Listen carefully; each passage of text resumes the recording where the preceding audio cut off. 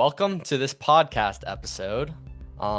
Normally you're the one doing the podcast, but today, spotlight's on you. So I'm gonna ask you a couple of questions, and we're kind of just gonna get a little behind the scenes of your life as a podcaster at the age of 19? 19. 19. Yep. So what is your name and a little bit of a background on yourself? I'm Solomon Cole. I am a 19-year-old podcaster who's currently in college right now. And yeah, I'm just here talking to you. Excited. You're my bro. Sir, what's it like being a podcaster and doing that while you're also in college? It's honestly really hard. It's not easy. It's especially because I'm like actually working a real job too. It just all your time is either spent working or doing school or hanging out with people or working on the podcast, and that takes a lot of creative energy as long also alongside like actual just doing stuff and working on it and posting stuff and all that. Yeah, it Yeah. gets really hard. Yeah. So, first question I want to ask you is what inspired you to start your podcast? Give us a breakdown. Yeah, I as a kid, like throughout middle school, I listened to so many, even at elementary school, I listened to so many different podcasts all the time. And it was usually based around people that I liked, whether it was like a music artist or a business guy or like a fitness dude. And I was like, I want to talk to these people. I want to be these people. And I kind of want to do my own thing with this podcasting, with talking to people. Um, and I knew a lot of people that were cool, and I was like, okay, well, I'll just like start recording my conversations with these people because I'm talking to them already. I might as well just record it and see what happens. Yeah, so that's kind of how it started. Awesome. That's cool. Who would you say is like your most, like the person you look up to most in terms of like podcasting? Like who are you inspired to be more like in terms of like podcasting and stuff? I feel like number one is probably it's probably obvious, but it's Joe Rogan. Like he's the king. He will forever be the king of podcasts. Like nobody can do a podcast that's going to be more successful than his. It's just impossible. It is impossible. Yeah. So Yeah. probably him. I really like Chris Williamson. He has a podcast called Modern Wisdom. I like Andrew Huberman and Theo Vaughn too. Yeah, those are some of the guys I look up to. Nice. All right. So the name of your podcast is Wax On, Wax Off. Can you give a little bit of a backstory on the meaning of the name and why you chose it? Well, the name wasn't my idea. The name was my dad's idea. And I kind of just went to him and I was like, I need to come up with a name for this. And I want it to be like me as a young person. I started the podcast when I was, 16. So how do I get to, how do I create a name that works for like a young person, interviewing older people, getting wisdom out of them, and like doing that? And he was like, well, you could do like a Karate Kid kind of thing and call it Wax On, Wax Off. And I was like, oh, sweet. Yeah. So that's how we did that. Awesome. That's cool. Okay. So what is the purpose of your podcast? The perfect purpose of it really, it's kind of shifted throughout doing. I'm on my like third season of doing it now. And the purpose originally was to just have conversations with people that are successful in a certain field and figure out how to get to success. And I kind of found like everyone kind of had a similar way of what success was. So now I kind of make it less about success and more just about people's stories and just talking to people and figuring that out. Okay. Nice. So just like talking to people about their stories and what they do. Yeah, because that's the way to find how people are truly successful anyway, is like get to know them, get to know where they came from, who they were as like a little kid, and then like from that point on build on their story, learn about them, talk to them about things that they love, and you find some cool things when you do that. Yeah, definitely. Awesome. What would you say are like upsides and downsides of being a podcaster at especially like a younger age? Like what do you enjoy about it, and then what are some like negatives to it, if there are any? I would say, honestly, uh, hmm. The downside is it's not a super rewarding business. Like it's not the most fun thing. 90% of podcasters quit. in the first, what, like 6 months or something. So like 6 or 7 months or so. Um, but yeah, I feel like if you can push through that wave of feeling frustrated that no one's watching and you can do that, it is a really rewarding process. Like I just had my big break recently where I had an episode do 20K on YouTube, and that was like huge for me. And that felt amazing. And hearing all these people being like, you have been like, this podcast is great. You've been doing such a great job. Keep it up, keep up the good work, complimenting the questions I ask and all that stuff. That's super rewarding, but it took 3 years of not really hearing anything from anyone, and then you get this big surge of like success. So yeah, it's really fun. Like those highs are really fun. Talking to people is really fun, and I would do it if I wasn't getting any views anyway, because I find it fun. It's just a hobby for me. But turning it into a business is that part that's kind of not rewarding. That's not that great. Yeah. Gotcha. Yeah.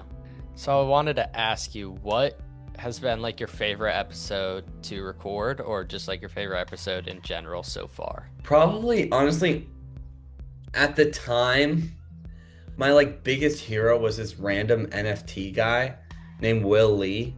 And I just thought he was the coolest guy ever. And I was pretty young. It was like my second episode. And I remember messaging him. And I had never talked to him before. I was like, hey, will you be on my podcast? He was like, yeah, I'll be on your podcast. And when I got to talk to him and like we hopped on Zoom for the first time, I was like, this is the coolest thing ever. I want to keep doing this. Yeah.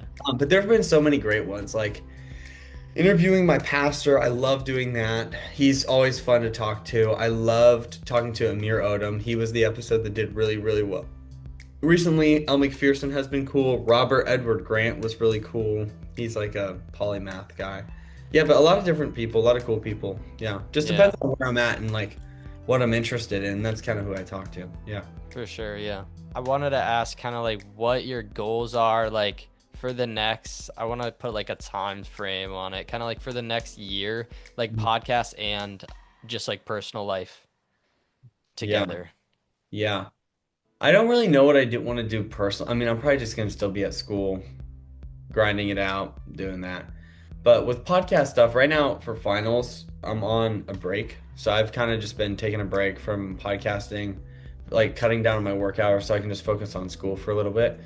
But the big vision, honestly, I'm not sure fully. I see this like lull in podcasting, and like episodes aren't doing that well for other people.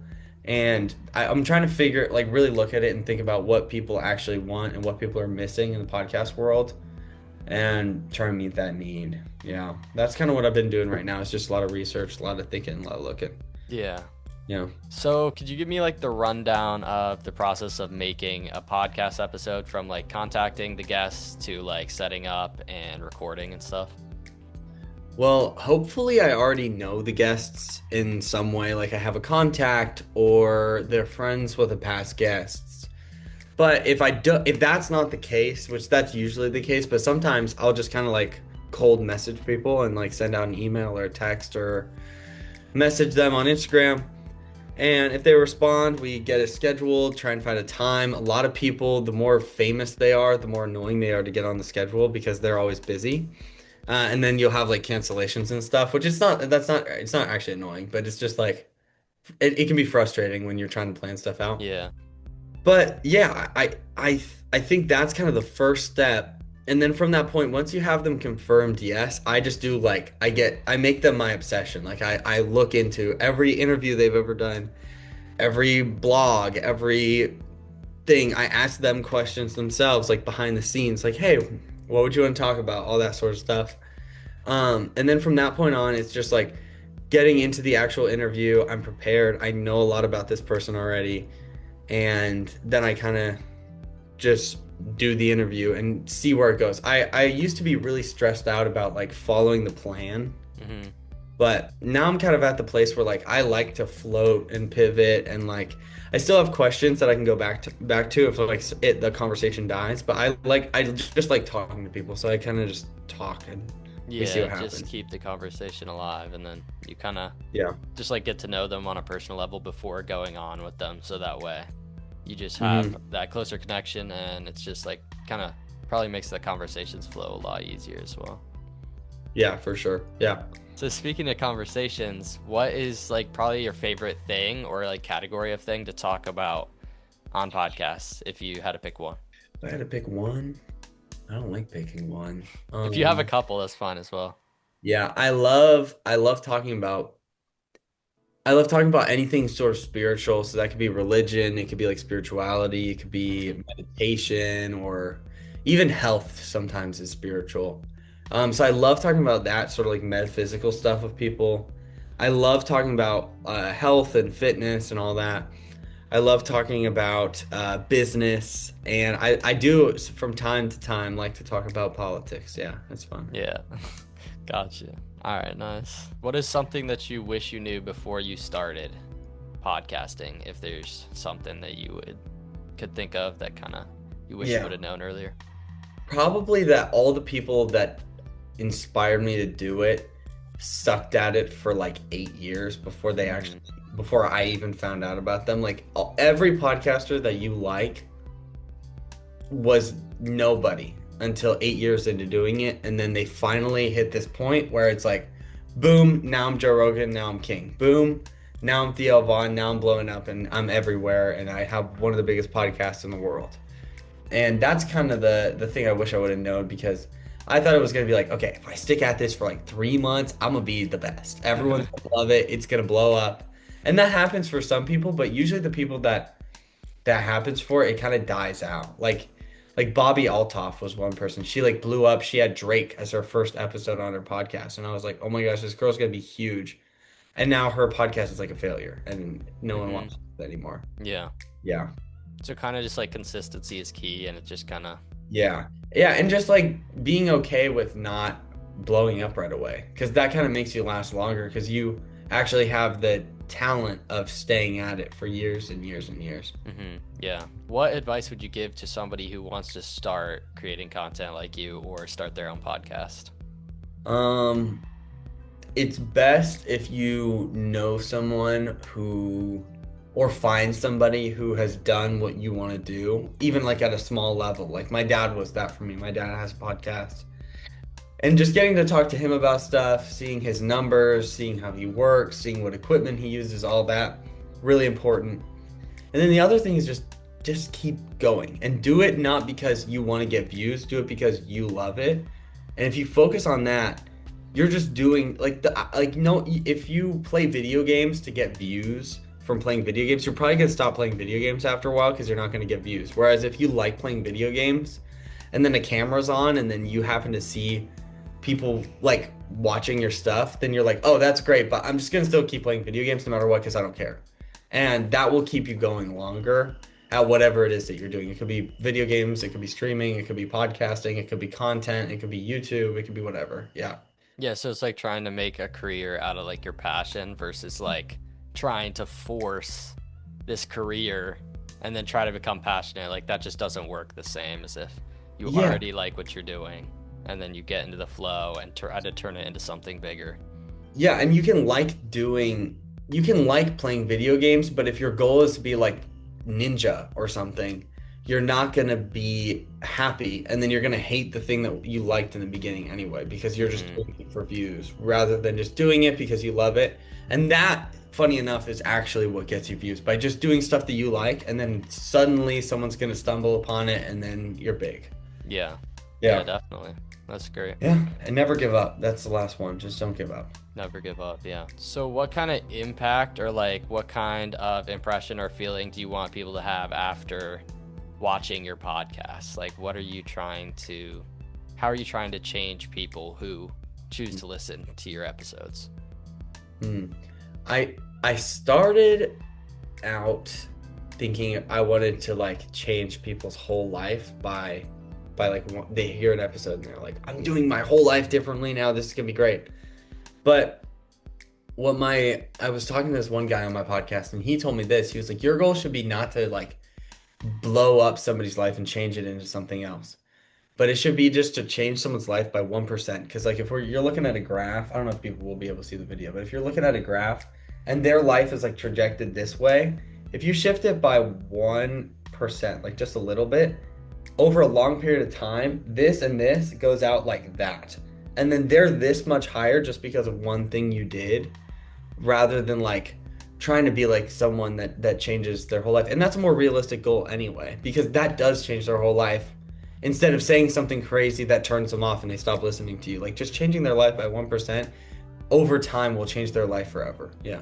Yeah. Yeah, Yeah, so that's that's the great. goal. Yeah. Just a little change in someone's life can go like a long way in the long run. Well, yeah, and that's something that I think about even in my own life, like habits that I have that aren't good, like that negative 1% is bringing me Mm. down in the long run, probably by a lot if I don't. Yeah, yeah, Yeah. that's crazy to think about actually. Yeah. All right, so thank you for joining me on today's episode. And if there's anything, if you want to shout out your podcast name, where you can find it. Yeah. YouTube and Spotify and Apple Podcast. If you want to look up Wax On, Wax Off, it's a picture of me, guy with a mullet. You'll see me. Tap it, subscribe, whatever. Yeah, I don't care. But if you want to, you should. Yeah. Yeah, Um, yeah. And thank yeah, you for listening. Thank you, Ashton, for having me too. yeah, no problem. Appreciate you coming on here. Goodbye, everyone. Yeah, Goodbye. goodbye, everyone.